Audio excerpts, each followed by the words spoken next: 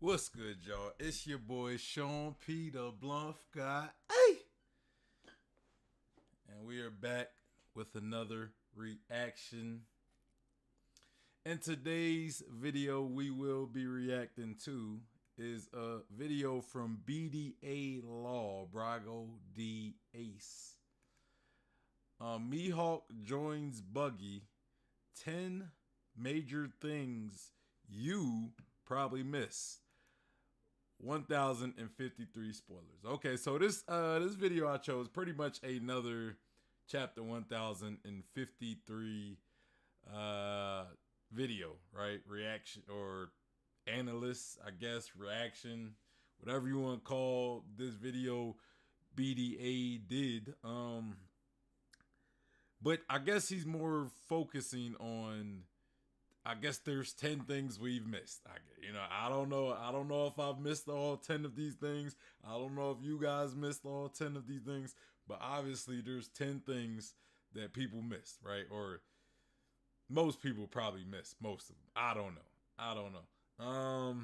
As well as, he made a statement in the title, MIHAWK joins BUGGY. MIHAWK joins BUGGY.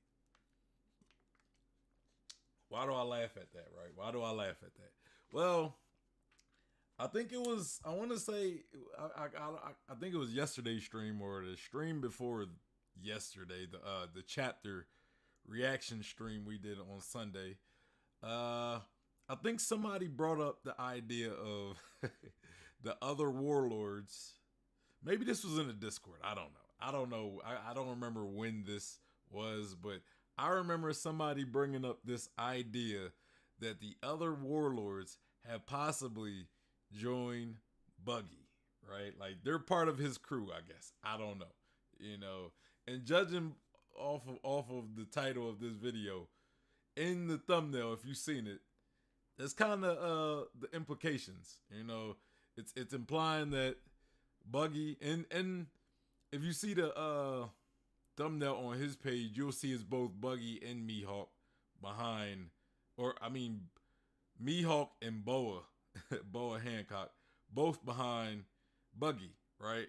Like they're his crewmates. So I do find this idea, this theory a little funny. It could be why Buggy is Yonko, right? It could be maybe for some reason they allied with him, if not joined his crew. I don't know.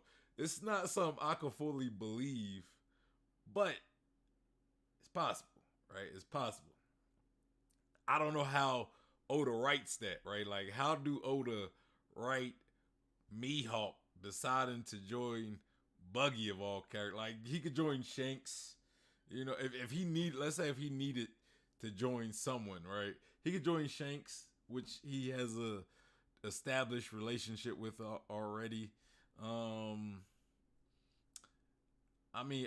think that would probably be the most likely crew he would join because he has that relationship. I don't really know of any other crews that I would think that he could possibly join, right?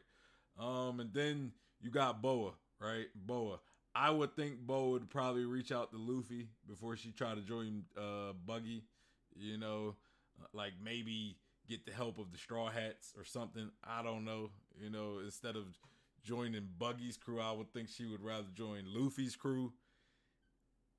To me, it would just make more sense. Weevil's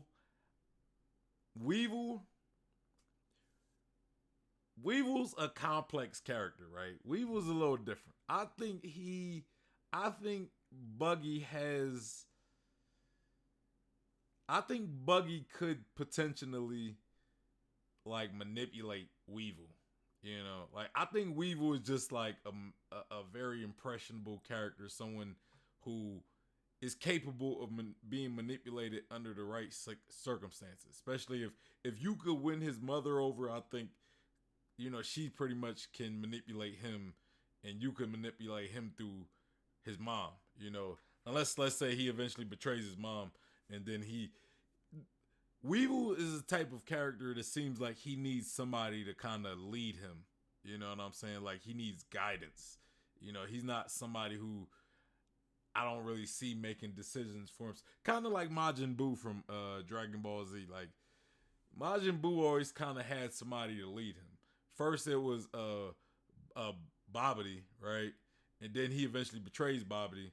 And then it was Hercule, So that's kind of how I see Weevil, right? Weevil, he's somebody who kind of needs a leader, right? So I believe that Buggy could potentially, like, if Buggy could manipulate his mom, Weevil's mom, or if, let's say, Weevil betrayed his mom and Buggy just got to him at the right time, I think Buggy could has a chance to win Weevil over and manipulate Weevil. But I also think Blackbeard could do the same. I think if there's two crews I could see Weevil joining, it would be the Blackbeard Pirates. He could potentially be the 10th Titanic captain, right? I kind of like that idea of Weevil being part of the Blackbeard Pirates, because he's to me, it gives him a purpose in the story. Right now, I don't know what he does. You know, I don't know his purpose in the story. Now, I feel as though, let's say come to find out, his mom, I can't remember Weevil's mom's name. I don't remember her name. Somebody in the chat remind me if you guys remember.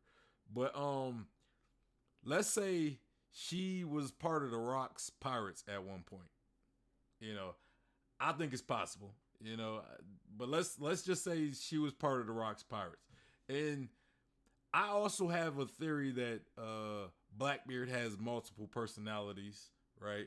And I also believe Rox Dieselbeck could potentially be one of those personalities or souls or wills living within Blackbeard. You know. And if you follow my channel, you know how I feel about the theory of Blackbeard having multiple souls and personalities, right? And you know that I believe Zebek could be one of them. But let's say that is the case, right? Let's say that is the case, because it's just a theory. It's just a theory. But let's say that's the case. And let's say Weevil's mother was part of the Rock's Pirates. Maybe Blackbeard or Rock's living through Blackbeard can get through Weevil's mother to pretty much get Weevil to join the Blackbeard Pirates. And we know that Blackbeard has 10 Titanic captains, you know. Now, there is an empty spot for the 10th position, you know. Like all the captains that we've seen, it's only 9 of them. So, and there's still a 10th empty spot. Now, some people might think that that's Aokiji. I don't think so. I don't think Aokiji is necessarily loyal to Blackbeard, and I don't think Blackbeard trusts him enough to give him that 10th Titanic captain position, right? It still can be the case. It still can be the case. But I think Weevil could potentially be the best fit for that position, right? I think Weevil, and it would make sense if, like, that theory about, you know, if Blackbeard could pretty much get through to Weevil's mother to pretty much make Weevil join. But I could also see Buggy being another candidate of pretty much manipulating the Weevil and getting him to pretty much join his crew, right? Like, I could see that being the case as well, you know, either or. But yeah, but talking on the case of Buggy being Yonko, I would think that, like, how he became Yonko, maybe somehow his crew was able to defeat the world government, right? Because we know Buggy has some strong crewmates. So maybe they were able to beat the world government while they was trying to get Buggy, and that right there just kind of made Buggy look like a shine, you know what I mean? Like, he looked like, oh man, Buggy is a threat out here, even though Buggy himself probably didn't do anything to win that battle. But that right there, I think could have been what put Buggy into the Yonko position. But thinking about it though, you would think that there would need to be a little more, right? Like, he would probably need some notable powerhouses on his crew. So having the other warlords join him, it would make sense to why Buggy became a Yonko, right? If let's say the warlords did join him, you know. But do he need all of the warlords, or could maybe some of them suffice? Right? Like I don't know. I don't know. But I don't want to waste any more time. Let's get into this video. From B.D.A. law, right? But before I get into that, I almost forgot. I almost forgot. Make sure you guys hit that like button. Also subscribe. Follow me on Instagram, Twitter, and Facebook. And if you are looking for a One Piece community to be a part of, we have the Discord and we have the Facebook group. Both of these, or all of these, all my social media links in the groups will be in the description box below, as well as the link to the video that we are watching. So make sure you guys show B.D.A. some law, or B.D.A. law some love. I was about to say B.D.A. some law. Let's get into it though.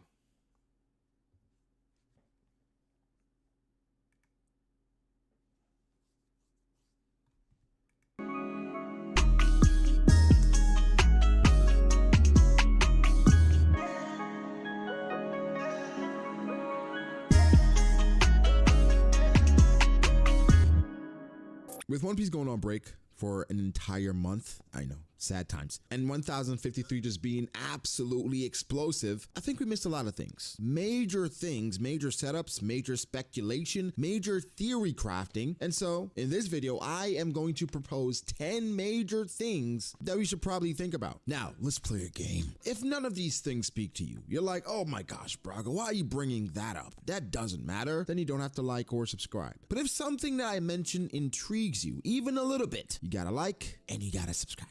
All right?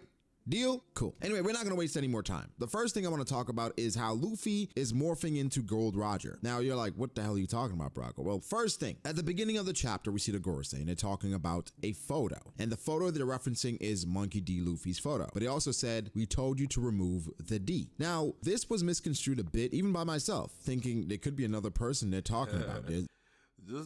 Just imagine them removing the D initial out of Luffy's name. It wouldn't have that ring to it, you know, the Monkey D. Luffy. Like it's like the D just kind of gives the name that oomph.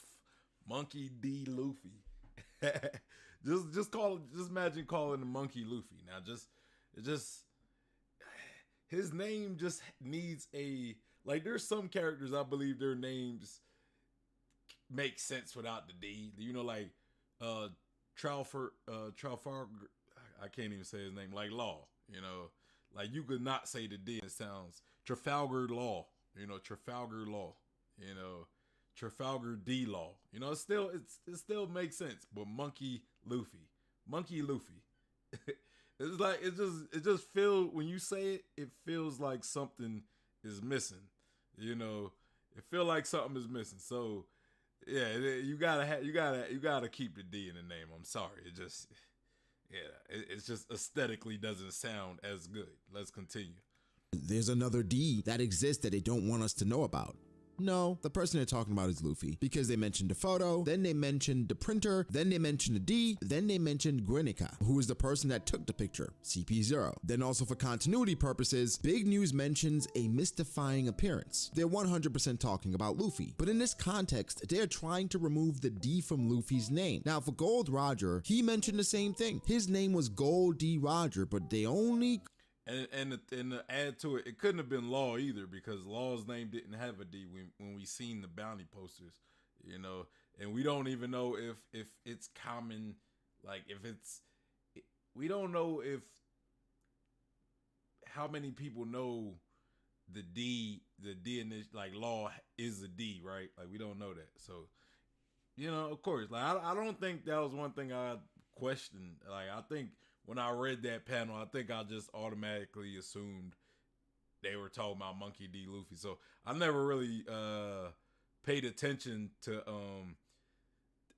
any. I didn't even know there was any debate, or if there is any debate, on who they were talking about as far as removing the D in their name. I think most people believe it was Luffy, or know it was Luffy. You know, I haven't seen any debate about it. But let's continue.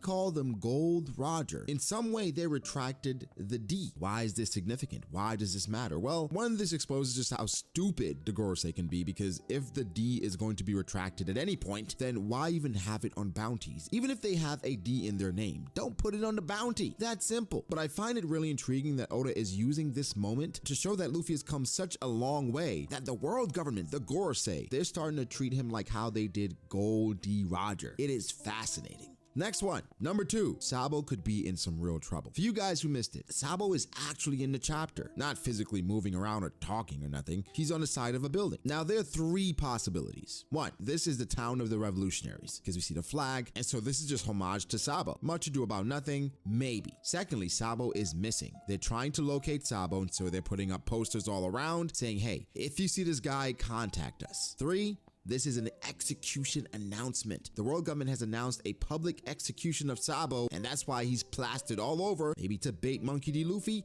maybe to bait Dragon. But either way, something major is going on with Sabo, or has gone on with Sabo. We presume it has something to do with Vivi, but we'll talk about Alabasta in a bit.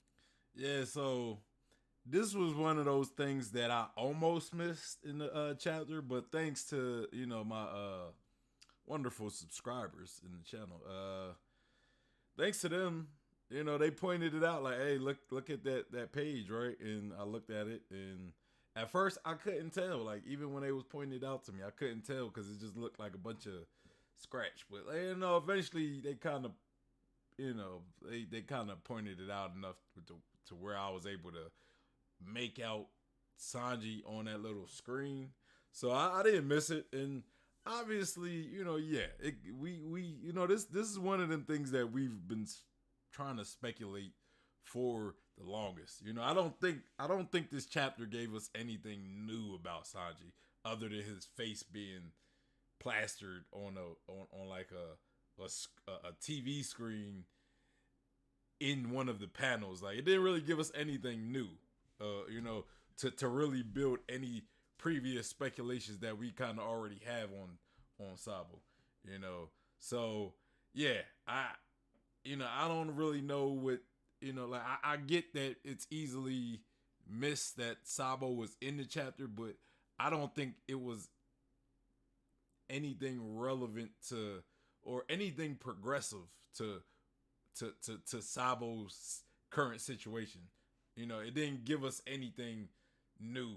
You know what I mean? So, yeah, Sabo was in there, but, like, what did we really miss about it other than just reminding us, like, yeah, Sabo is something's going on with Sabo, 3, the bounties of Luffy, Law, and Kid. It makes sense for the politics of the story. I agree, guys. Luffy should have a much higher bounty. He came into Wano with 1.5 bill, and both Law and Kid, their bounty increase was higher than Blackbeard's, to put things in perspective. But why does it make sense? Braga, why are you okay with this? Because there are tons of people mad saying there's no way these guys deserve this. Well, the reason why I don't mind this, and it's actually ingenious, is because okay, let me speak on that. Because he says it's not right? Like, now, if you're telling me that it's wrong that Luffy has 3 billion, right? Like, he should have more. If that's the complaint, and I'm not saying that's what B.D.A. law is saying. That's not what I'm saying. I'm just saying on like, just speaking on the unfairness of them all having 3 billion, right? If your complaint is that Luffy should have had more, then I disagree with that. I think 3 billion is a good bounty for Luffy. But I actually didn't even really consider Law and Kid, right? Like, because they got 3 billion, and if you look at it, they're I want to say, I don't remember what their bounties were. I don't remember what their bounties were before Wino. So somebody remind me in the chat or the comments or whatever. But I think it was still less than Luffy's by a significant amount. So their actual increase is much bigger than Monkey D. Luffy's, and I guess Blackbeard's, like he's currently talking about. Which, if you're complaining that's not fair because they had such a big increase, you know what I'm saying? I could kind of agree with that. Like, I didn't even really think about it from that perspective, from the fact that Law and Kid pretty much caught up to Luffy, but yet they probably did less than Luffy, you could say. You know what I'm saying? Like, if you saying they shouldn't have caught up to Luffy, I agree with that. So yeah, I don't agree with their significant bounty increase.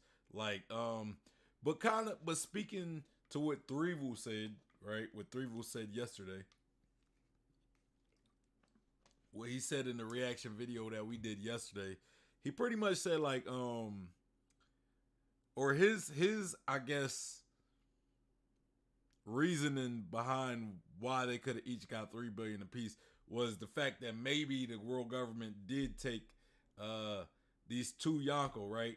Pretty much add their bounties and then average it out to about 3 billion, right? And then you saying it took three Supernova to beat two Yonkos.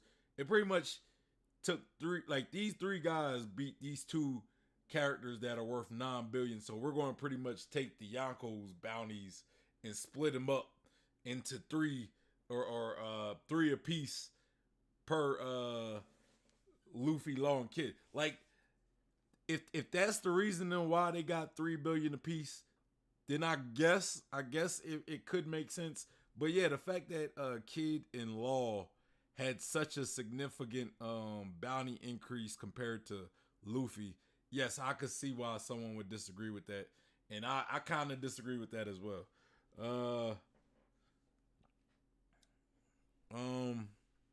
Angel said, yo, has the video just started? We about 3 minutes and 20 seconds into it. And it's only a 13-minute video. So our guy said, what's up? Sorry I'm late. What's up? What up? But yeah. So I would disagree from that aspect. I would disagree that, like, but I don't really remember Law and Kid's bounty before Wano. I think Luffy's bounty was just way higher than theirs because of Whole Cake Island. You know, I know Luffy had like 1.5 billion, but I don't even think Law and Kid was even in the billions yet. I think they were like still in the hundreds of millions or something. So yeah, I don't know, but y'all y'all remember or y'all remind me what Law and Kid's bounty was before Wano, because I don't remember. But yeah, let's continue. Or let me go back a little bit just to where he start talking about their bounties.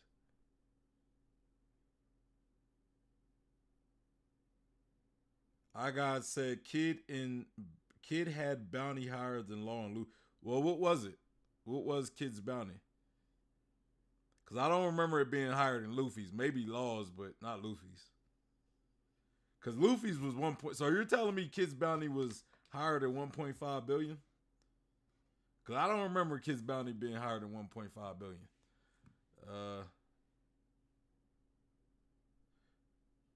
Angel said Law had 500 million.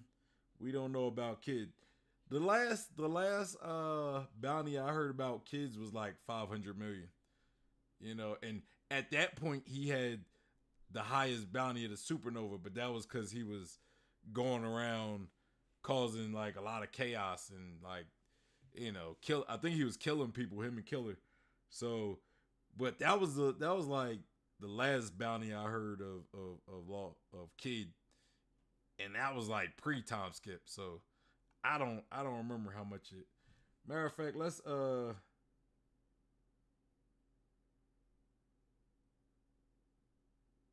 Angel said just searched it. It was 470 mil.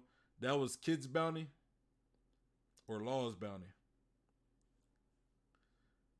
While I wait for you to give me your bounties, I'm gonna continue the video. But we'll talk about Alabasta in a bit. 3. The bounties of Luffy, Law, and Kid. It makes sense for the politics of the story. I agree, guys. Luffy should have a much higher bounty. He came into Wano with 1.5 bill, and both... Yeah, I disagree with that statement. That Luffy should have a higher bounty. I don't think he should. If anything, I believe Law and Kid should have a lower bounty. I don't agree that he should have 3 billion. I think 3 billion is fine. Now, if you was to argue he should have 4 billion, I'll be okay with that too. Anywhere between 3 and 4 billion, I'm fine with. But if you're saying if your argument is he should have a bounty higher than Kaido and Big Mom just because he beat him, I disagree with that statement. But I think 3 billion is fine. I don't know if Kid and Law actually deserves 3 billion, like maybe 2.5 billion or something. Angel said Kid was 470 and Law was 500 million. Yeah, like I could see maybe them getting like a billion berry increase, but they literally got about like a 2.5 billion increase, and Luffy only got like a 1.5 billion increase. That's kind of messed up, Let's continue. Law and Kid, their bounty increase was higher than Blackbeard's, to put things in perspective. But why does it make sense? Braga, why are you okay with this? Because there are tons of people mad saying there's no way these guys deserve this. Well, the reason why I don't mind this, and it's actually ingenious, is because of the agenda and politics of the world government. Luffy's a threat. They're trying to suppress his D initial, they're trying to suppress his appearance, and of course they're going to try to suppress his bounty. You may ask the question, well, Braga, if you're trying to suppress his bounty, just leave it where it is. Or give him 2 bill. So Big Mom and Kaido fall, and that's news that they cannot keep away from big news. How do you justify the person who came into Wano, right, with a higher bounty than everyone else, not getting the same increase? Let's say they gave Kid and Law both an increase to 3 bill, and Luffy got to 2 bill. People are gonna be like, hold on a second, what's going on here? For them, they cannot suppress everything. The word is out. Big Mom and Kaido were defeated. Okay, so now we have a decision to make. Luffy, obviously coming into it, was the leader, the main person spearheading this thing. It was confirmed in Alliance. Let us give them all the same bounty, because in that way we acknowledge that something major happened, but we're still suppressing it a bit. Which I could kind of see the logic behind that. Like you're kind of saying like, look, I would think they wouldn't want to use that picture of Luffy either, right? That Sun God Nika picture. But I get it. Like you're saying, like, yeah, if we would have gave Luffy a significantly higher bounty than Law and Kid, then we're saying that he's significantly more special than them two, right? But if we make them all even, at the very least, it doesn't make him stick out as much. So from that perspective, I kind of can see why they would want to keep them equal, right? But it doesn't help the fact that they pretty much said Kid. I'm not sure if they added Law in that either, but I think they said Law and Kid were subordinates to Luffy. Like that kind of doesn't help though, like that part. Angel said, yeah, Law and Kid should have 900 to 2.7 billion bounty. Yeah, I agree with it. I would say at least put them in the billions. So I would say anywhere from like a 1 to I agree with your ceiling though. I do agree with the 2.7 billion, but I would probably say I would bump the low end to nothing less than like a billion, right? But yeah, I kind of agree with you. Like, yeah, just at least boost them into the billions. I would say personally. In the grand scheme of things, you could say it still doesn't make sense, but I don't think ever putting a D initial on a bounty, if you're gonna start to take it away if they become too notorious, ever makes sense. In the grand scheme of things, for politics' sake, I don't mind it. 4. Sukiyaki will teach Momonosuke how to read the poneglyphs, and so does that make our girl expendable? Yes, our boy Kozuki Sukiyaki is back in the story. A lot of people felt like this was the case, but now he's here. What is his purpose? Now he's back in the story. He is the only person other than Nico Robin that we know for a fact can read and also write on a poneglyph. Why is this significant? Well, I actually didn't think about that. That actually is a great point. I never thought about like the fact that he could read poneglyphs, because I think Odin was the last person that could read them, right? I think he was like the last, because he wasn't able to teach Momonosuke because he died too early. So I would think his father also knew how to read it, and if he does, that means he can teach Momonosuke how to read the poneglyphs, which will continue the traditions. It would continue the tradition of the Kosuke clan being able to read and write poneglyphs. You know, so but here's a big but, right? It also does kind of devalue the need for Robin, because if you have more people that can read the poneglyphs, why do they need Robin when I could get Sukiyaki, Kosuke Sukiyaki, right? But the thing is, the thing is about that is right as of now, his identity is still a secret, right? It's not a secret to Robin. That's the only person who it's not a secret to at this point, because she's the only person he revealed himself to, So what that means is if his identity remains somewhat of a secret, like even if he does reveal it to, like, let's say Momonosuke,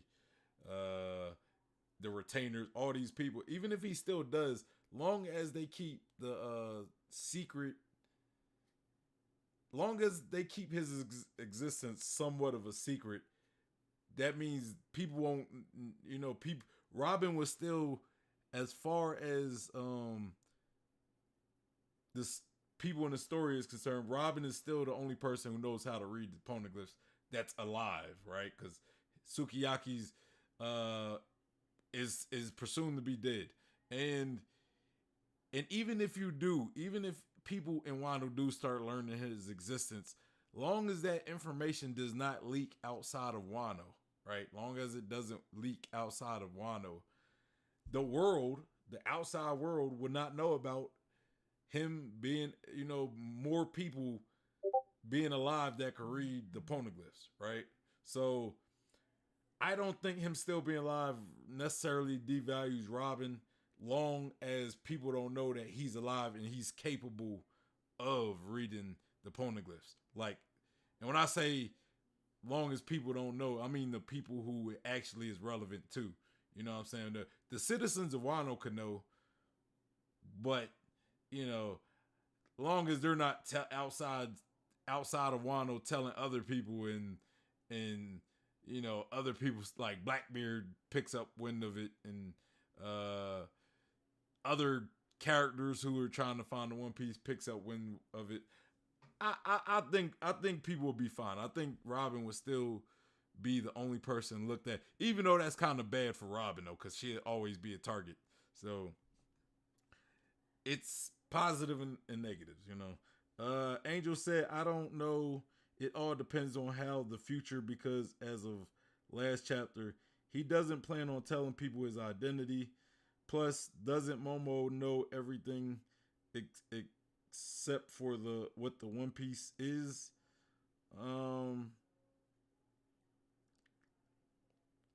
I don't know. I don't know what Momo's the limit of what he know is, right? And as far as him not wanting to tell people, he said that. I know that he said that, but you gotta look at the idea that things can change, right? Things can change at the end of the day. He said that, and I'll give you that, and that's why I'm giving him the benefit of doubt of still remaining unknown. But just because he said that, that doesn't mean things won't or can't change. You know what I'm saying? He can always have a change of heart. He can always see Momonosuke having to make a tough decision, and he's like, you know what? I'm gonna help my grandson, so I'll take responsibility of Wano. Like, things can always change. You can't be so gun ho about it not happening just because he said it. You know what I mean? But Angel said, yeah, that's why I said it depends on the future. And I get that. I've said that. I've always said that we don't know what, I've said that.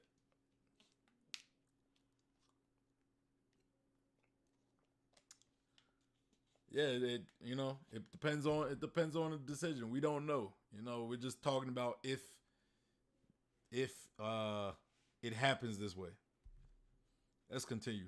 Oh, Nico Robin has been the subject of many talks and kidnappings, and I fear Nico Robin could have just become expendable. Now, I don't think Nico Robin dies right now, but I do think it's something we can float around because Momonosuke will learn how to read the poneglyphs. He will learn how to write on the poneglyph. Nico Robin probably should be kidnapped, and probably will be, but real talk though, it's possible that Nico Robin is already expendable. I know she's the only person that can read poneglyphs that we know of, right? The only one that we know of, But, I personally believe that Blackbeard potentially could also read poneglyphs as well. I'm not saying he can. I'm just saying I believe, so y'all don't go saying, no, Blackbeard can't read it. I'm not saying he can. I'm saying I believe that he can potentially be able to read a poneglyph. His Oda said that if he wasn't a pirate, he would be like an archaeologist, right? And that's similar to what Robin is, right? Robin's kind of,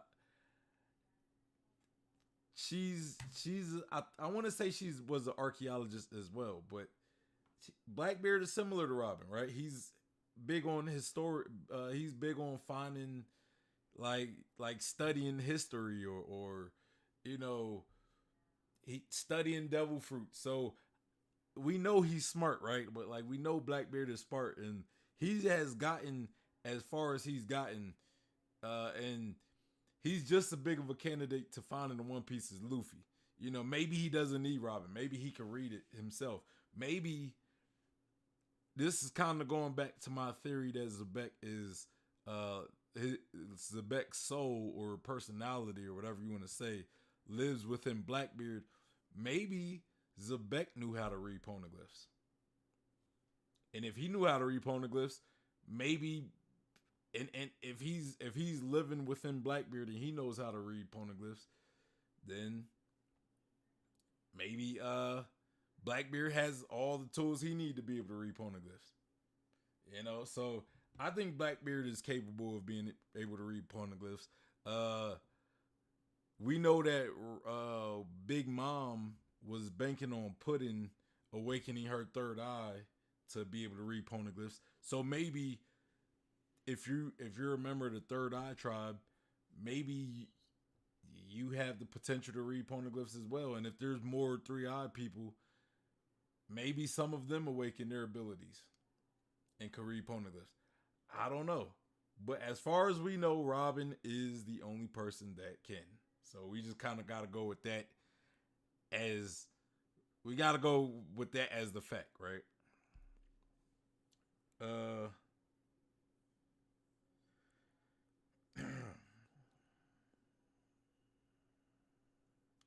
Angel said, plus, doesn't Momo know everything except for what the One Piece is? I already kind of addressed it. Yeah, that's what I said. It depends on the future. This guy is way too confident in what he's saying. Yeah, Robin and Blackbeard are archaeologists. I thought so. I wasn't sure if Robin was, but everything she does pretty much is what archaeologists do. Go around trying to find tombs and caves where history is and all that good jazz. Let's continue. With this introduction of Sukiyaki, he is 100% training or teaching Momonosuke how to not only translate but also write on said poneglyphs. Great stuff, actually. 5. Pluton might bring Blackbeard to Wano. You're like, wait, what? Pluton bringing Blackbeard to Wano? Well, guys, something that's really clear here is that Blackbeard is on the move. We're not sure where he's headed. All we know is that he's going to use something the world government will not. Hey, y'all know my take on Blackbeard coming to Wano. I've been the biggest of champions of Blackbeard coming to Wano.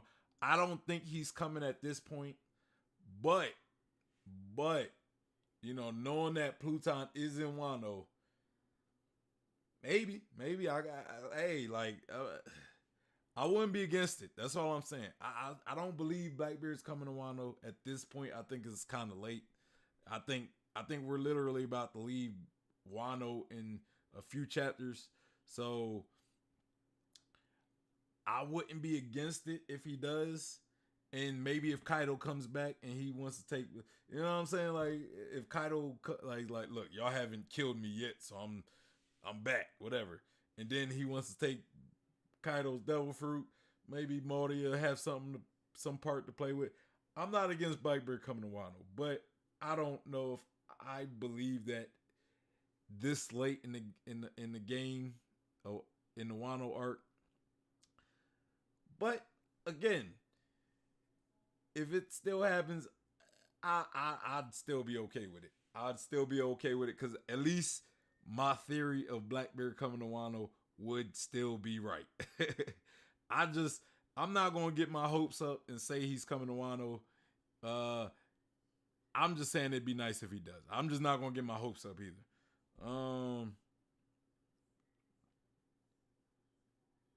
I got said 315 million before and 470 million in Wano, and in Wano 3 billion. Yeah. Cool. Appreciate that.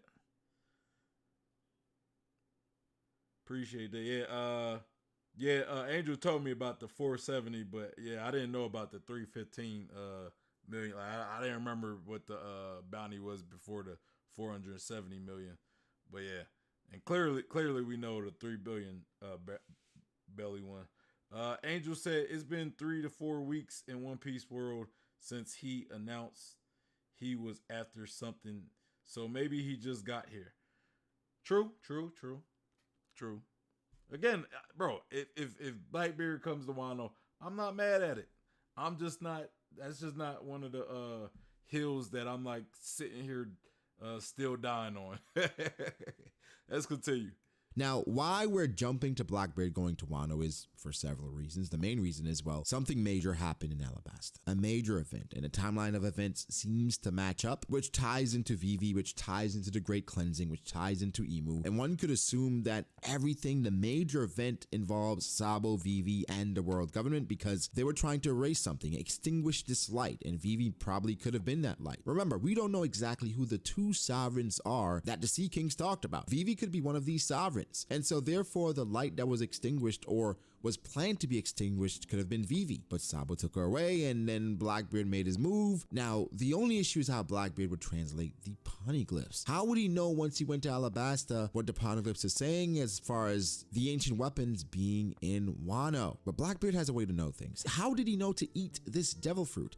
How did he know it was even possible to eat 2 devil fruits? Shiryu confirmed that Blackbeard had a theory or had an idea, and this was his plan all along. He said, hey, if this doesn't work, do we split up? Blackbeard knew something. Maybe he knows another way to translate the poneglyphs. Maybe he doesn't need Robin or even Sukiyaki. But either way, I think this could present an interesting dynamic and how Oda could wrap up the story even quicker if instead of us going to Blackbeard and Shanks, they actually come to us. Number 6, Green Bull is Oda actually. Yeah, like I just said about Blackbeard. I believe it's possible Blackbeard knows how to read the poneglyphs. Either A, because he's like an archaeologist, or you know, he would have been an archaeologist at the very least, or B, Rocks D Zebek, right? Rocks D Zebek, that's another that and I feel as though they all kind of go full circle, right? Like the whole idea of Zebek, like, cause look, and I've talked about this plenty of times. I'm kind of beating the dead horse here, but I'm gonna just be short about it. We know that there's something weird about Blackbeard's body. Back in Jaya, when Luffy and Zoro and Nami met Blackbeard, they said something along the line as, like, Nami said, hey, what's up with that guy? And then Zoro and Luffy pretty much said, it's not hit that guy, it's them or it's they. I'm paraphrasing, y'all. I'm paraphrasing. It's not one guy, it's they, right? That's what Luffy and Zoro said, is stay. Now, some people say like maybe he had the other Blackbeard pirates hidden, right? Like maybe they were hidden around him.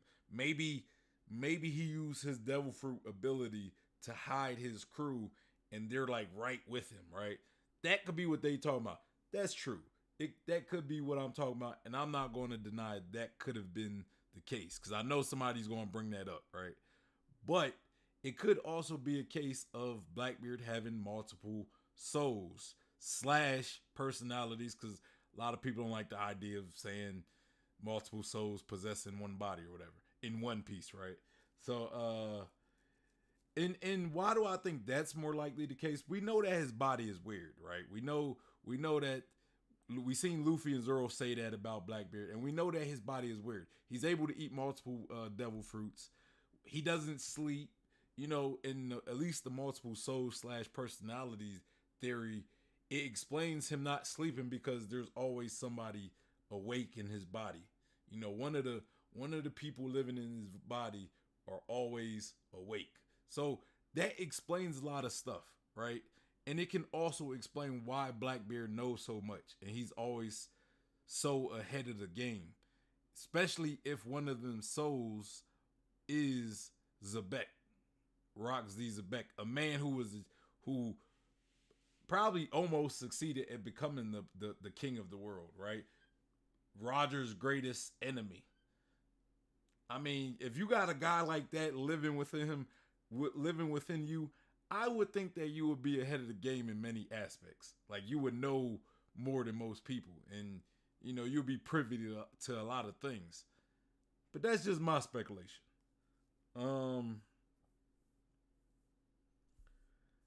Angel says, how would he even see it was buried through the rubble? By the way, I don't think more people knowing how to read the poneglyphs would make Robin expendable. To none in the Straw Hats are expendable.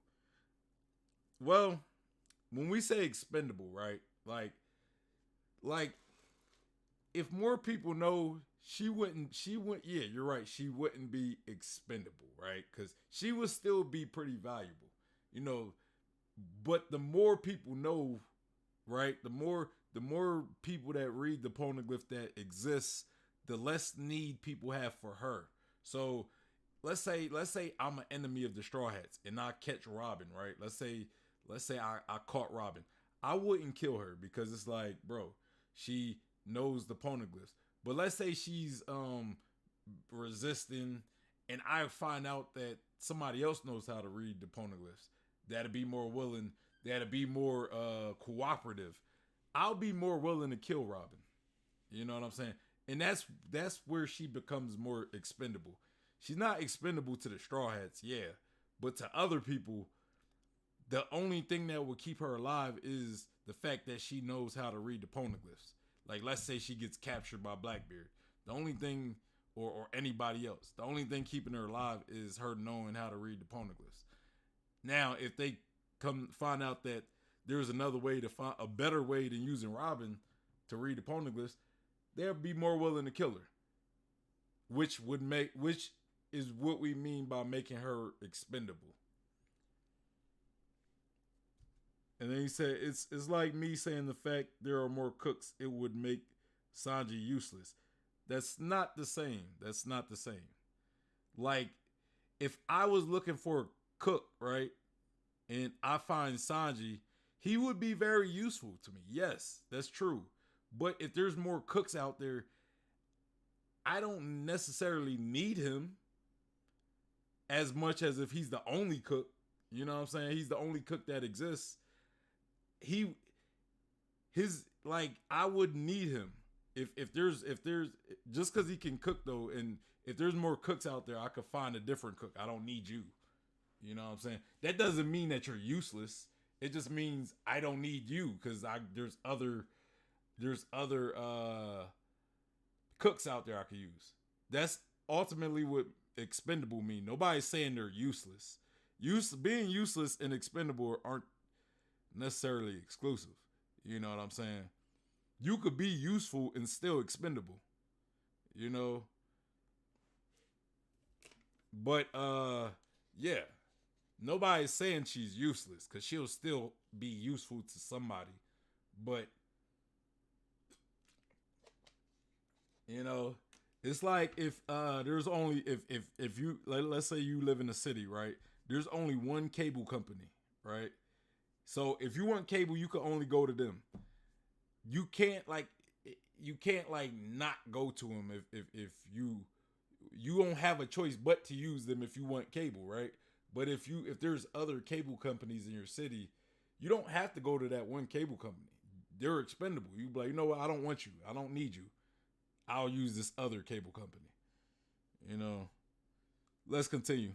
Making a statement. Yes, the Yonko fanboys are in the mud. They are trying to find every which way possible to justify what's going on. And guys, I'm sorry, but you're not getting out of this one. This isn't even about the Yonko, which is the funny part. The Yonko is so superior to us. Number 6, Green Bull is Oda actually making a statement. Yes, the Yonko fanboys are in the mud. They are trying to find every which way possible to justify what's going on. And guys, I'm sorry, but you're not getting out of this one. This isn't even about the Yonko, which is the funny part. The Yonko is so superior to the Admiral. I don't get his, I guess, his statement he's trying to, this context that he's pushing. Like, it's like, I don't, how can I say this, right? Because I don't believe what Green Bull did is any knock against the Yonko, right? So I don't get why he's saying Yonko fanboy. I don't get what he did. I don't think is a knock against Yonko, pretty much, right? Because I don't believe that. I've always believed that admirals were superior to Yonko commanders, you know. And I believe depending on the Yonko commander and depending on the admiral and matchups and all that, I believe a Yonko commander can fight a admiral, you know, give a good fight to an admiral. But ultimately, I believe that admirals will win, right? I believe that admirals are superior to Yonko commanders. But I also believe Yonko are superior to admirals. You know what I mean? But I don't think the gap is necessarily that great though, because we seen Whitebeard, we seen Akainu fight Whitebeard pretty evenly. Not evenly. I mean, Whitebeard was kind of dusting him, but he fought Whitebeard, right? And Whitebeard was sick, so it kind of gave Akainu the opportunity to be able to fight Whitebeard the way he did. But yeah, I don't think an admiral doing what he did to two commanders is really any knock against Yonko. You know, it's already shown that admirals are strong, right? And you know, they're capable of fighting Yonko. I've always said that, but I do believe Yonko are superior. It's just not like I've even said, bro, like Kizaru, bro. Kizaru was willing to go to Wano by himself. Like, come on now. And y'all know I'm a fan of Kizaru, so I believe that Kizaru, I don't think he will win against two Yonko, but I do think that he could hold his own against a Yonko. You know what I'm saying? I don't know how he would fare against two Yonko, but one Yonko, I believe he could hold his own for a while. You know, I believe he'll hold his own. He'll probably lose in the end, but he'll hold his own. Possibly kill, because I think Kizaru is probably underrated. Like, I think Kizaru is underrated. I think he might be way more powerful than we believe he is. So if Kizaru is capable of defeating the Yonko, I wouldn't be shocked. Angel says, by the way, I don't think Robin being able to read the poneglyph is public information. Bro is too confident in everything he's saying in his video. And then he says, the funny thing is Whitebeard couldn't kill an off-guard Akainu. Yeah, he couldn't. You know, I don't believe it's like Yonko are just like vastly superior over admirals. I just think that they win most of the time, right? And I think admirals, I think I think commanders to admirals is also a gap, you know. And as far as what happened with King and Queen, we didn't even really see a full fight of how it went down to really sit here and be using this as such a, oh, he dish ragged him. I mean, he probably did, but they was all we don't know how strong, like how much they healed, how much they recovered since. You know, I'm pretty sure they recovered a lot, but you know, they might not have been at full strength. And hey, Green Boy might have a dope ass devil fruit, right? He might have a hacks ass devil fruit. So I don't know. You know, I just don't want to speak too much about that situation because there's a lot of stuff I don't really know about that situation, other than the fact that what we see at the end of it. You know. And I've said that time and time again. My argument has always been that the Yonko are not that far off from the admirals, and to put the commanders in the same breath as the admirals, I felt like that was disrespectful. Now, we have to acknowledge a few things. King and Queen are not 100%. However, they're not 5%, 10%, 15%. They are ancient zones. It has been 7 days. Brago, they lost. Look how long Luffy and Zoro are knocked out and they won. Luffy died. Okay, so at least he does acknowledge that they weren't at 100%, right? Cause yeah, I do know that they had multiple days, but when I mean, I can't really speak much for Queen, at least, but at least with King, he did have a wing that got cut off. One of his wings were cut off. So when you look at his ability to fight with like one wing, it might be severely hindered. And then you also look at the fact that what was I trying to say? I don't know if he could regenerate, right? Like do missing wings of a zone regenerate? Maybe. You know, we see Luffy miss teeth and he was able to regenerate teeth, so maybe a wing would regenerate as well. I don't know, you know. And then another thing I kind of want to point out, right? I kind of want to point this out, and this is kind of a little off topic. It's on topic, but it's off topic of the point. Speaking of King, right? We know that Lunarians are super valuable. So I wonder if Green Bull would try to take in somebody like King. You know what I mean? Because he's a Lunarian, right? So I'm curious about that. I just thought of that. Let's continue. Zoro went to hell. Queen got kicked by Sanji and King got his wing cut off. Yes, they should be out for a couple days, but with these zone abilities, they should make a full recovery. Now to the Udon thing about the Sea Stone Cuffs and the possibility of Babanuki being the person who was over Udon. We didn't see any Sea Stone Cuffs. Oda does not shy away from caveats. Oda is the #1 author when it comes to caveats and interactions, or rather altercations. He will throw in a caveat for every single thing. Law and Virgo didn't have his heart. Katakuri and Luffy, Flampe interrupted. Zoro and Arlong, Zoro was hurt. Rayleigh and Kizaru, Rayleigh is old. Kizaru doesn't want to destroy everything. Whitebeard and Akainu, Whitebeard was old. Caveats are just a part of what Oda does. Oda uses these things to skate around these altercations. There are no caveats necessarily here. Yes, King and Queen were weakened, they're already defeated, and they could have possibly been handcuffed in Udon. But again, why? Yeah, I mean, I think there wasn't a caveat. And I like the point that he made about Oda adding caveats. I honestly hate that because it's like you could never have a real answer in a debate, you know. So a lot of times when we get into these debates, it's kind of like you don't really have a good leg to stand on because Oda kind of gives like that little way out, you know, where you say, well, he didn't do this because it was this, you know, and then it's like, okay, yeah, but I still believe, you know, but I would think that the fact that they were locked up, right, like they were prisoners because they were in Udon, right, and I'm pretty sure them being enemies, they would go to Udon and be prisoners. I would think that it would be smart. It would be smart on behalf of the people of Wano who, you know, are in decision making positions. I would think that they would probably want to handcuff with Sea Stone, limit what their prisoners are capable of so they don't become unruly. So I would think that they do have handcuffs on them so they do not become unruly.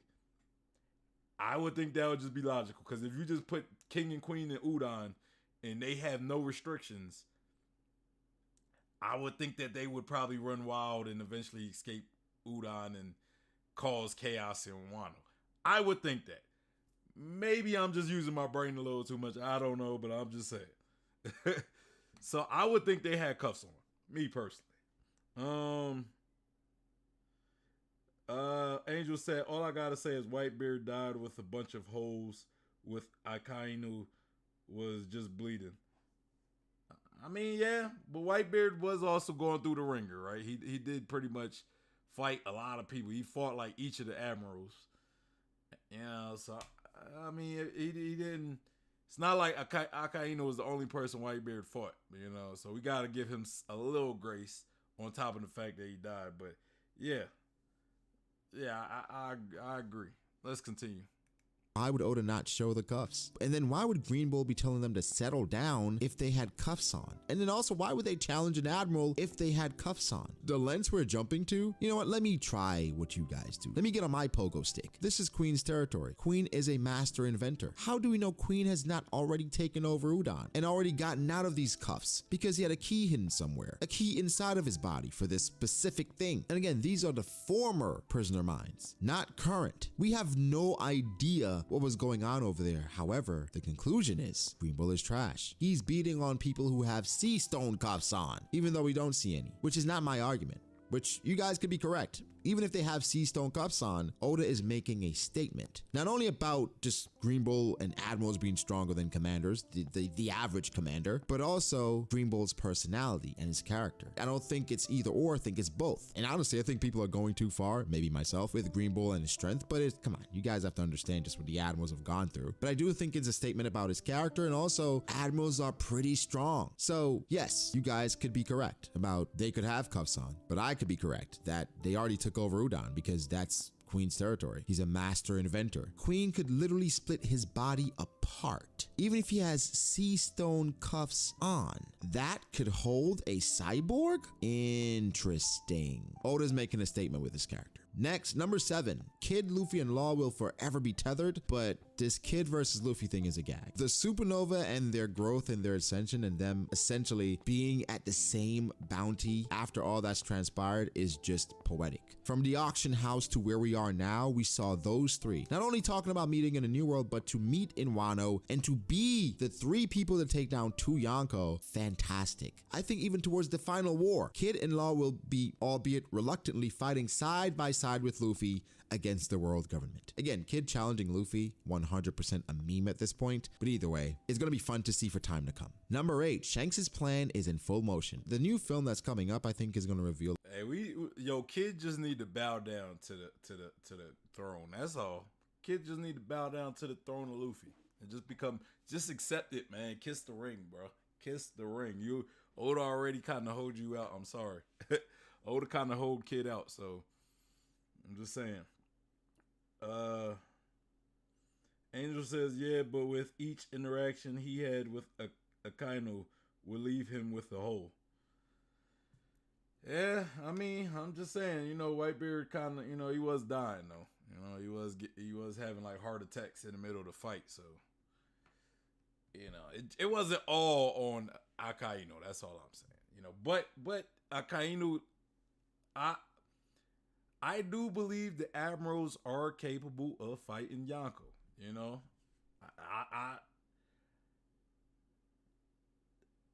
I've never been. I look at it like this, right? I look at it like this. Let's take Katakuri and Luffy, Whole Cake Island. Let's take Whole Cake Island, Katakuri, and Luffy. Katakuri at that point was superior to Luffy. I think even if you go after the fight, even if you look after the fight, I believe that Katakuri was still superior to Luffy. But Luffy was strong enough to be able to beat Katakuri.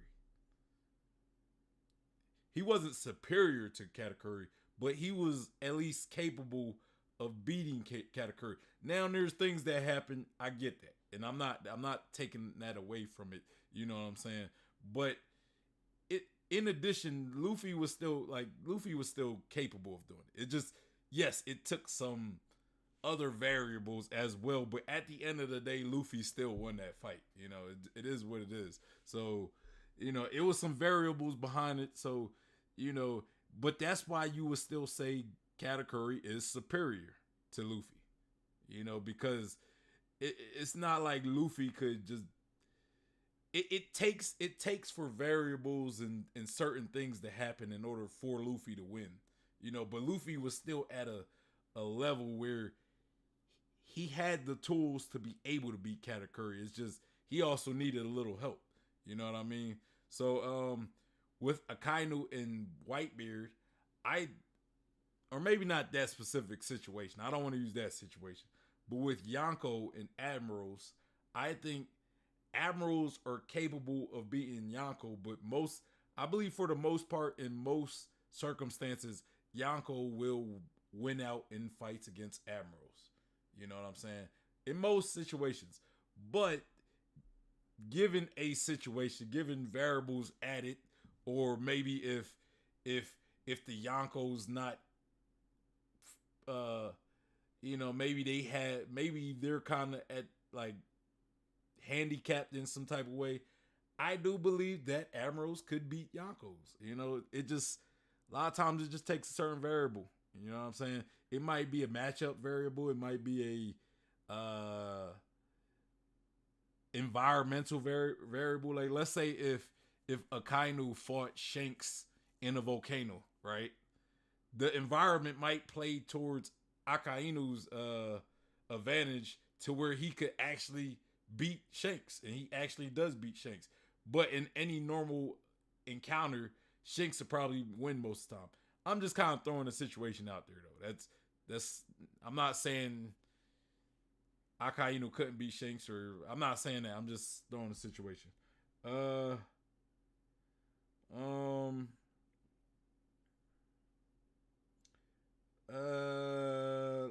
Angel says kid needs kiss Luffy sandal. Hey man, he might have to. Whitebeard was also unable to hurt the other admirals. That's true. That's true. Like Kizaru was playing with Whitebeard. Arthur says Arthur Witt says Yonkos over admirals easy. Nah, I wouldn't say easy. Not easy, but partially, I would say. You know, for the most part, I'll say Yonkos are superior to admirals, but it's not easy. It's not easy, bro. And he said, "Bro, chill." So you were saying Kizaru and Aokiji are stronger than Akainu? Stop capping. No, I mean, he didn't say that. I don't know where you got that argument from. He didn't say that, but I would say that Kizaru could potentially be stronger than, or as strong as Akainu. Just because Akainu became Fleet Admiral, that doesn't automatically put him over. He beat Aokiji, but he never beat Kizaru. You know what I'm saying? And I don't like this narrative that Kizaru is the weakest of the original three admirals, because Kizaru was the only the three admirals. He's the only admiral that pretty much encountered Whitebeard and didn't get hurt. Matter, he's the only admiral that he's one of the only two characters that was in Marineford that didn't really take any damage. So this idea that Kizaru is like just like vastly weaker than Akainu or something. Aokiji lost to Akainu, so you kind of gotta put Aokiji under Akainu, but it's not like he's that much vastly weaker than Akainu. He's not vastly weaker than Akainu either. You know, it took Akainu 11 days to beat Aokiji, so you know, like I don't get this narrative that people pushing that like Akainu just vastly the strongest admiral.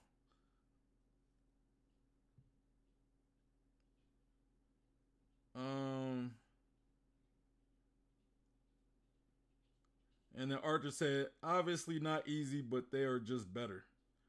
And I think we kind of stated that. We said that the Yonko are superior, but it's not that big of a gap.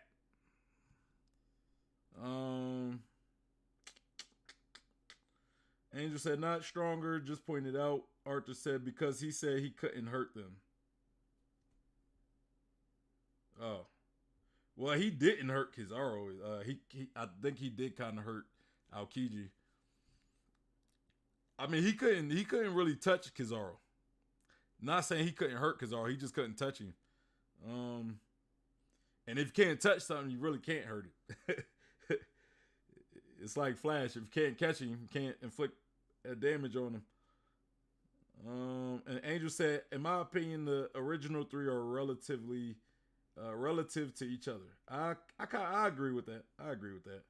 Arthur said Whitebeard at Marineford was 100% stronger than any admiral one-on-one when nobody else is there.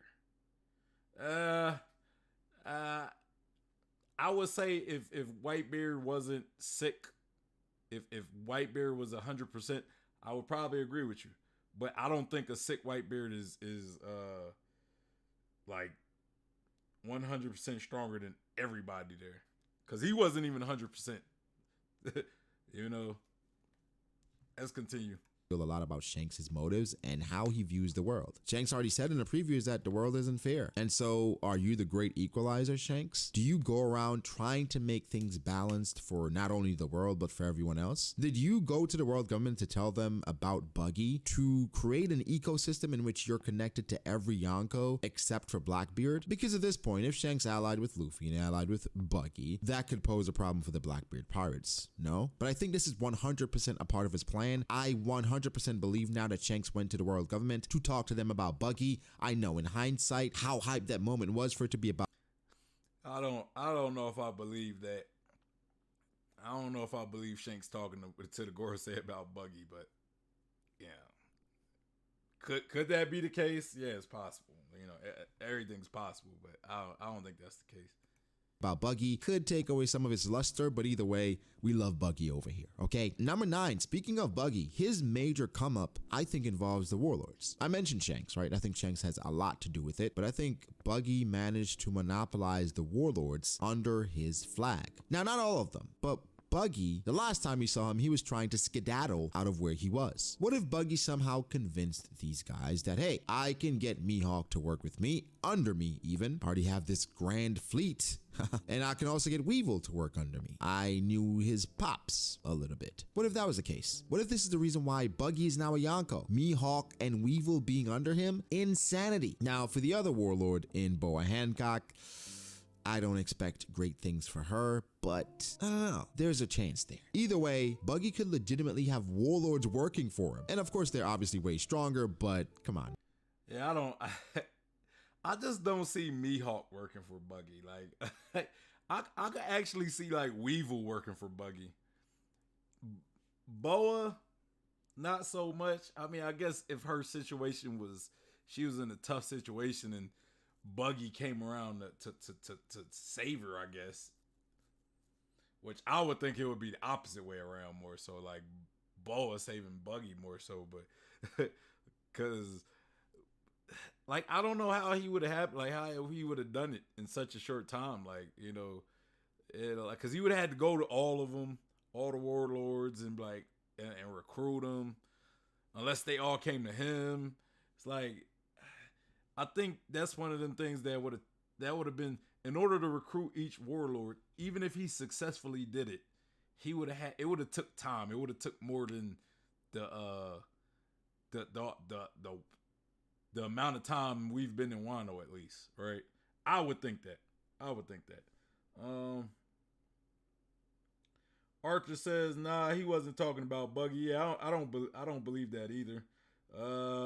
And the Angel says, in my opinion, I think if Whitebeard were to fight all the admirals one-on-one, admirals would win, but I believe Kizaru would have it the easiest. I kind of agree with that. I don't know if all of them would win, but I think because of Kizaru's speed, I think he would he would be the best matchup against Whitebeard. Akainu could win in the end. Honestly, y'all, like I know a lot of people might hate me for this, but I think Aokiji is the weakest of the original three admirals. I think he's the weakest. And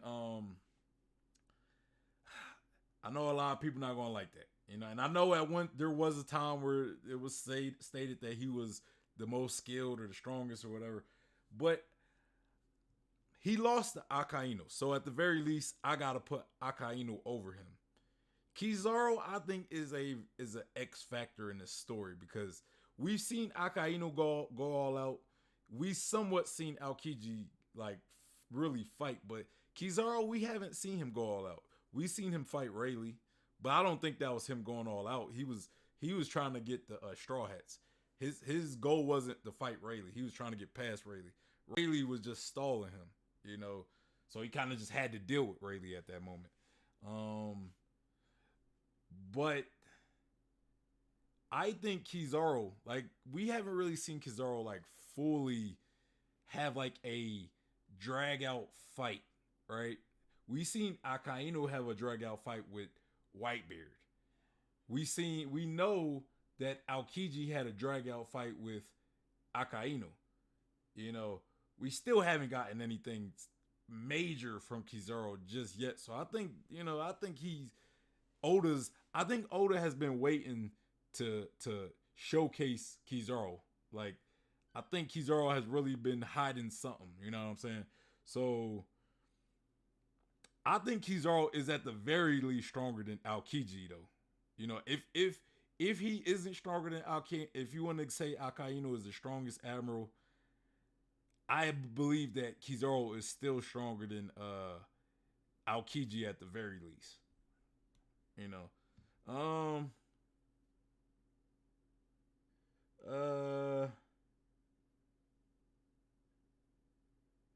And then Angel said, just because of Devil Fruit, I don't think his Quake would have much effect on Kizaru. Yeah, I kind of agree with that. I could see that being the case as well. Yeah, I think Kizaru is the worst matchup for Whitebeard. Plus, if he's sick, or did you say 100% Whitebeard? Or are we talking? Oh no, you never said. You just said Whitebeard. Yeah, I think his sickness would like slow Whitebeard down. So I think Kizaru's speed would definitely play a big part against Whitebeard. Yeah, I think Kizaru is just a better matchup. So I definitely agree with you on that. Arthur says my top 30 is Emu. Are you talking like power wise or your favorites? Emu, Shanks, Luffy, Kaido, Big Mom, Dragon, Blackbeard, Akainu, MIHAWK, Kuzan, Garp, Beckman, Weevil, Fujitar. Yeah, I mean, I'm not going to talk about that, man, because I don't agree with it. I'll tell you that. I don't agree with if that's your top strongest. I don't agree with it, but that's going to be for another stream. I'm not talking about like power, like who's the strongest or nothing, because I have plans to do like power scaling videos in the future. So I don't want to talk about it now. But yeah, I don't agree with it. If you want to ask my thoughts, that's the thoughts I'll give you. I disagree with it. Eam hasn't showed enough for me to say if Eam is indeed the strongest. I'm not saying Eam's not, but I'm just saying I don't think, I don't even know. We don't even know if Eam is an actual fighter. Like the Gorosei could fight for Eam. Like they could be the fighters for Eam. And if the Gorosei's in there, the Gorosei might have to be in there. But Shanks, to me, y'all, a lot of y'all overrate the hell out of Shanks, and I don't classify him as. I don't think Shanks is stronger than Kaido, personally. But I think a lot of y'all overrate Shanks, so I don't put him in number 2. And I put MIHAWK wherever Shanks is, personally. So I just think if you putting Shanks at 2, then you at least gotta put MIHAWK at 3 or 4. At least 4. Because I don't think MIHAWK is that much weaker than Shanks. But yeah.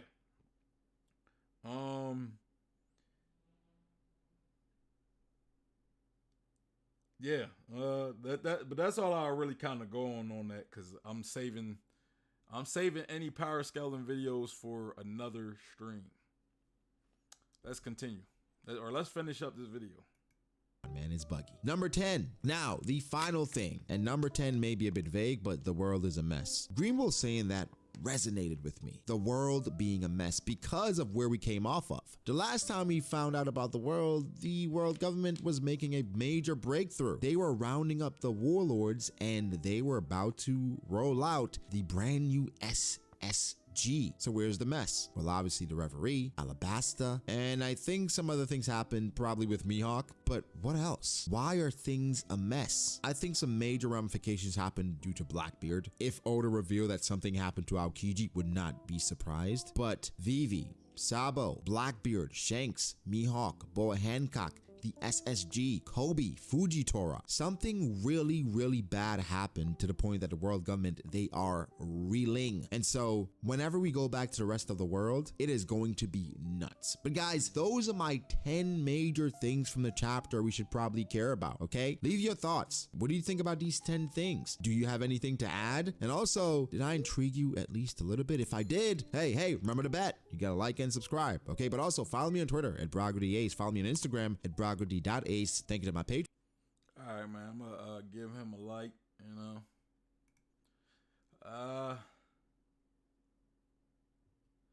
Yeah.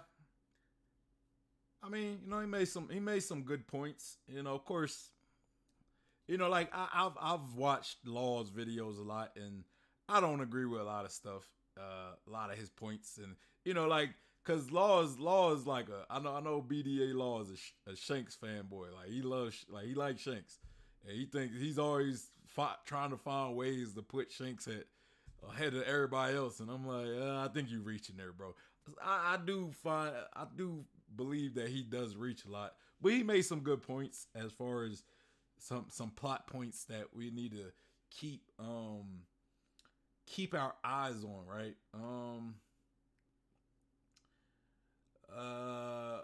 Arthur says, nah, Gorosei always sweating buckets when they talk about Yonkos. They won't fight nobody.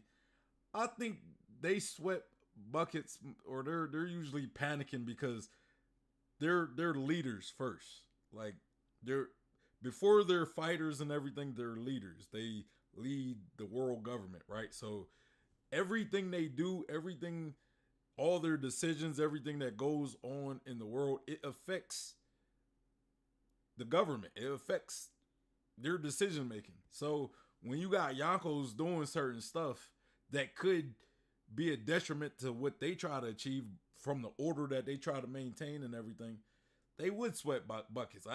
That's not necessarily something that necessarily is a measure of their fighting ability. That's more of their position, their leadership position, and the order that they try to maintain. So it's like when Yonkos are doing stuff, Yonkos are a threat to the order that they are trying to keep. The Gorosei is trying to keep. So it concerns them, right? It concerns them. And just because they can fight don't mean that they want to be fighting these Yonkos and like, but that, they could still be super strong. They could still be as strong as Yonko, or stronger, or slightly weaker. They could be as strong as admirals, at least. It's just, we don't know, right? We don't know what the Gorosei's capabilities are. We know that one of them has a sword, so they're a swordsman, obviously. You got a sword, that must mean you know how to use it, right? So I'm just saying, they seem like they could be capable of fighting. It's just how strong they are. We don't know, right? I'm just saying, I don't think them sweating buckets is a it shows that they're weak. I guess that's all I'm saying.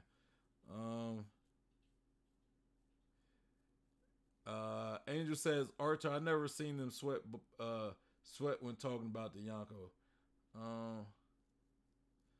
And then Archer said, always when Shanks and Whitebeard met. And then Angel said, I disagree with it as well.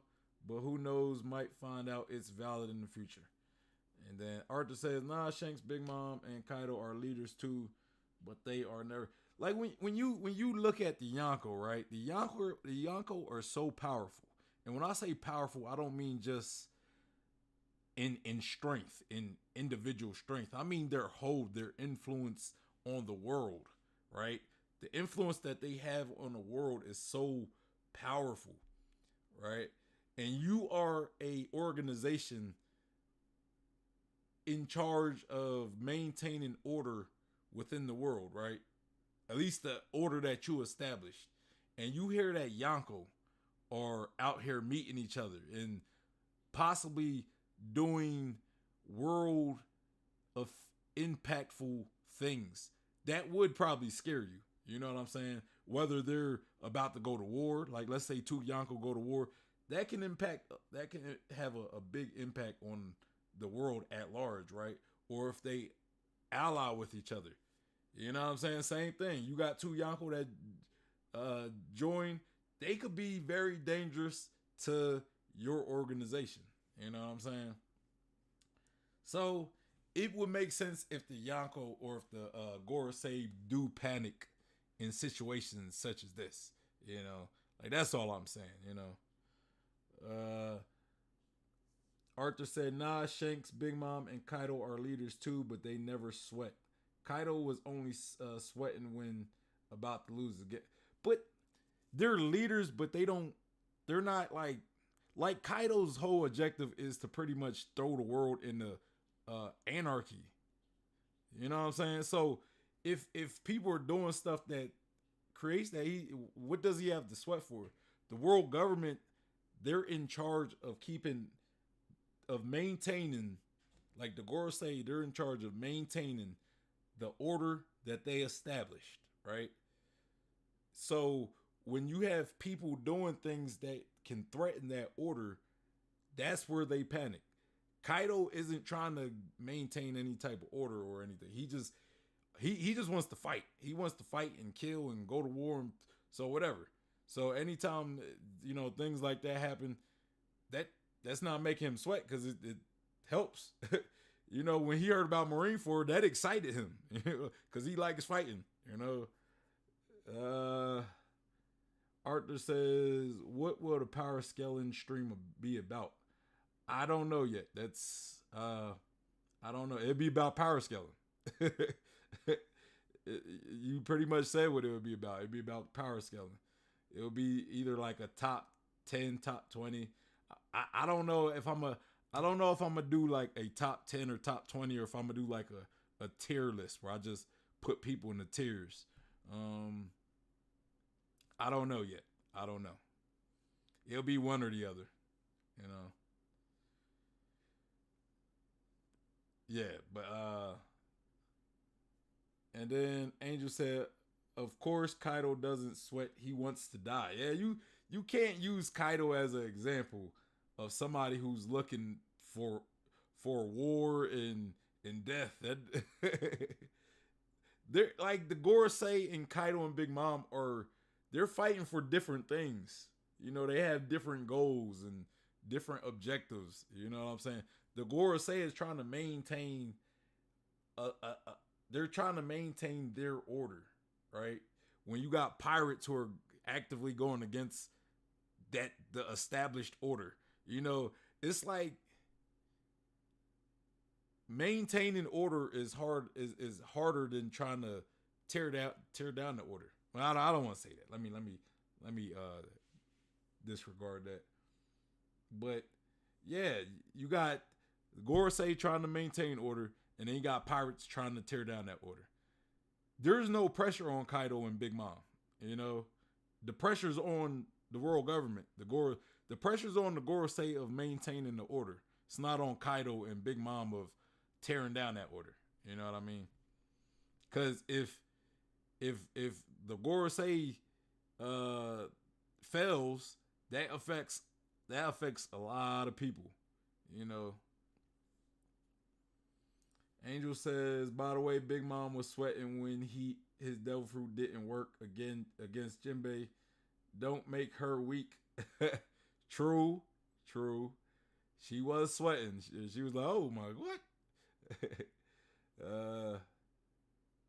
Arthur said, "I hope Kaido died at least." I don't. I hope Kaido is still alive, and I hope he comes back. And then he said, "All right, but yeah, that's all I pretty much got for the video. That's pretty much all I got for the stream. You guys, you guys more. I know you guys still in the chat, so you guys are more than welcome to go continue this discussion in the Discord or the One Piece Facebook group, which is in the description, as well as my Facebook, my Twitter, and my Instagram, and the link to the video that we watched today. They're all in the description box. So make sure you go show B.D.A. Law some love if you enjoy his take and his comments. Or at least just, go like the video since we watched it, right? Also, make sure you guys hit that like button on your way out and hit that subscribe button and that bell for notifications so you know when I go live. In the comments, let me know what you agreed or disagreed with a timestamp so I know what you guys are talking about. Give me a timestamp. You guys are always free to send me videos to react to in the Discord. The Discord is the best place to submit videos. I have a channel designated for you guys to submit videos to. So yeah, it helps me. It makes my job easier. So I don't have to try to look for a video to react to do a stream, right? So yeah. Anyway, y'all, Angel said great stream. I appreciate that. Angel. Let me give my shout outs before I close this up. Shout out to Angel's Room. Shout out to iGuide. And shout out to Arthur Witt A. Shout out you guys. Yeah, y'all. It's your boy Sean P. the Bluff God, and I am out of here. Y'all have a good day. Good Tuesday and a good Wednesday. I will not be seeing you guys tomorrow. I will be taking Wednesday off, but we will be back Thursday. I'm out of here. Oh yeah, and for this Sunday coming up, I am planning on doing a One Piece Wino arc trivia. So, if you want to be a part of that, make sure you're part of the Discord and let me know. I will be asking for people to join in the Discord. So, let me know when you want to if you want to be a part of the trivia. I might even have something special going on for this Friday. I might have like a specialized stream. I just don't know yet. We might just do a normal reaction stream. I don't know yet. Anyway, it's your boy Sean P. the Bluff God, and I'm out of here.